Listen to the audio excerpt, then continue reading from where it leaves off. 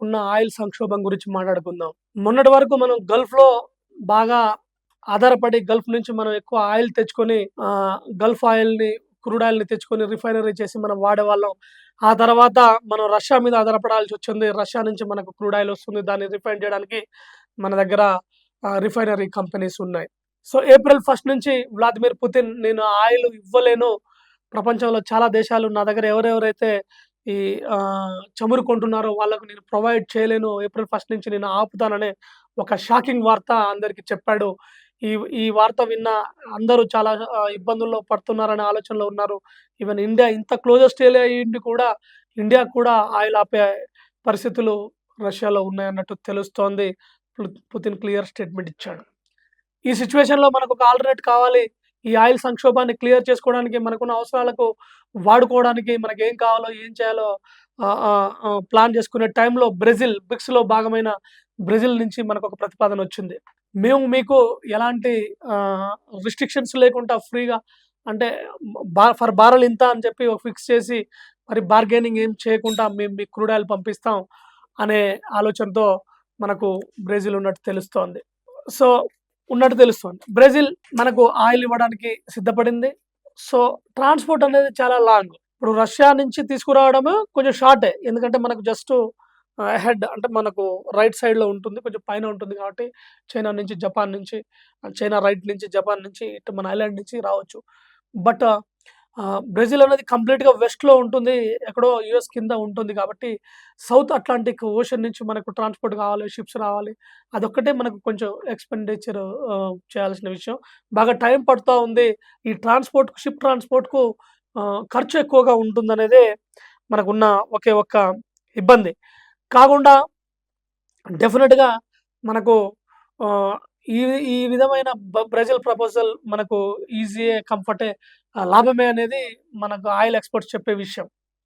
ఏమంటే ఇప్పుడు బ్రెజిల్‌లో గూడా ఈజీగా మనకు సర్ఫేస్ నుంచి, ల్యాండ్ సర్ఫేస్ నుంచి లేకపోతే 100, 200, 300 మీటర్లు, 500 మీటర్లలోంచి ఈజీగా ఆయిల్ తీసే పరిస్థితి బ్రెజిల్‌లో లేదండి. Brazil country south American country. 2000 మీటర్ల లోపల అంటే మీకు సాలిడ్ రాక్ నుంచి లోపలికి వెళ్లి దాన్ని బయటికి తీయాలి క్రూడ్ ఆయిల్‌ని. అయినా వాళ్ళకున్న టెక్నాలజీ, వాళ్ళకున్న డిటర్మినేషన్‌తో తీస్తున్నారు. సో, అది ఇంతకు ముందు నుంచే మనం బ్రెజిల్‌తో ఈ ఆయిల్ పర్చేసింగ్ ప్రోగ్రామ్ జరుగుతా ఉంది. మనం కొంటా ఉన్నాం. వాళ్ళు పంపిస్తూ ఉన్నారు. బట్ ఇప్పుడు ఏప్రిల్ 1 నుంచి అది ఎక్కువ అయ్యే అవకాశం ఉంది. ఎందుకంటే మనకు హార్ముజ్ స్ట్రైట్ నుంచి ట్రాన్స్‌పోర్ట్ కొంత ఇబ్బంది ఉంది. వాళ్ళు మనల్ని వదిలేసినా ఎంతో కొంత అంత ఫ్రీగా జరిగేటట్టు లేకుండా ఎంతో కొంత ఇబ్బంది ఉంది కాబట్టి మనం దాని మీద ఆధారపడకుండా ఉండడం కోసం రష్యా ఎట్లాగో ఆపుతుంది కాబట్టి బ్రెజిల్ నుంచి ఇంపోర్టింగ్ ఎక్కువ పెరిగే అవకాశం ఉందని మనకు తెలుస్తోంది. అసలు పుతిన్ ఎందుకు ఆయిల్ ఆపుతున్నాడని చూసినట్టయితే యుద్ధం తాలూకా ఎఫెక్ట్ ఆయన మీద ఎక్కువగా ఉన్నది. అతని మీద ఆధారపడి రష్యా మీద ఆధారపడే యూరోప్ మొత్తం గ్యాస్ మీద గానీ, నేచురల్ గ్యాస్ ఏదైతే వంట గ్యాస్ ఉందో అది గానీ, తర్వాత ఫ్యూయల్ గానీ, డీజిల్, పెట్రోల్ రిఫైన్ చేసిన తర్వాత వాడేదాని మీద ఎక్కువగా యూరోప్ ఆధారపడుతుంది కాబట్టి అతనికి యుద్ధం ముగించడం చాలా ముఖ్యం. అందులో భాగంగా ఈ స్ట్రాటజీ ఉందని కూడా అనుకోవచ్చు. చూడాలి ఆయన ఎందుకు ఆపుతున్నాడు ఏందనేది మనము ముందు ముందు తెలుసుకోవచ్చు. అయితే ఆ క్రూడ్ ఆయిల్ ఒకవేళ మనం బ్రెజిల్ నుంచి తెచ్చుకుంటే దాన్ని రిఫైన్ చేయడానికి మన దగ్గర ఎక్స్ట్రార్డినరీ రిఫైనరీ కంపెనీస్ ఉన్నాయి ఇండియా మొత్తంలో. తర్వాత ఎక్సలెంట్ ఇంజినీర్స్ ఉన్నారు, టెక్నీషియన్స్ ఉన్నారు. దాన్ని ప్యూరిఫై చేసి డీజిల్, పెట్రోల్‌గా మార్చి దాన్ని సేలింగ్ చేసే అవకాశం ఉంది. అంటే ఇప్పుడు ఇక్కడ బార్టర్ సిస్టమ్ గూడా వస్తుంది. అంటే బ్రెజిల్ నేను అమ్ముతున్నా అని చెప్పడంలే. మీకు నేను పంపిస్తా. మీరెంత ప్రైస్ క్యాప్ ఇస్తారో ఇవ్వండి. మీరు ప్యూరిఫై చేసిన తర్వాత రిఫైన్ చేసిన తర్వాత ఆ ఆయిల్ డీజిల్, పెట్రోల్‌లోకి తీసుకున్న తర్వాత దాన్ని మీరు అమ్మండి. వేరే దేశాలకైనా అమ్మండి. మాకైనా అమ్మండి. మేము గూడా కొంటాం. మీరు క్రూడ్ ఆయిల్ తీసుకున్నప్పుడు మీకు మేము తక్కువ ప్రైస్‌కే ఇస్తాం.